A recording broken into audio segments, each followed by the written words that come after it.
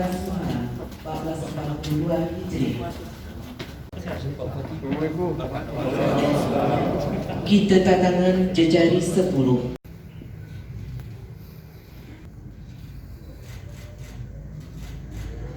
Lembaran Negara Republik Indonesia tahun 1999 nomor 172 menetapkan pengurus Majelis Adat Gayo Kabupaten Aceh Tengah. Kami memapahi membaca teks naskah sumpah saudara bahwa kami menerima amanah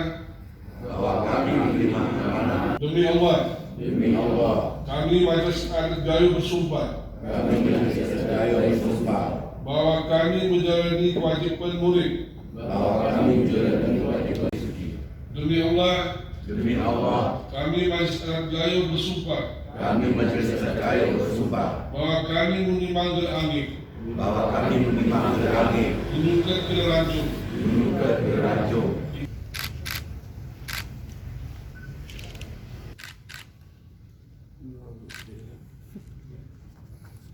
kami tekan saudara-saudara ketentuan perintah adat Majelis Adat Gayo menyangkut penyelenggaraan keistimewaan Provinsi dan Malaysia Aceh. Urusan adat ini ngarah disusun si papa sepupu segini seperangi segenap hadirin sekali berdiri bukan sifat alam tolong berbantu. Bersatu adalah rahmat, pecah adalah laknat.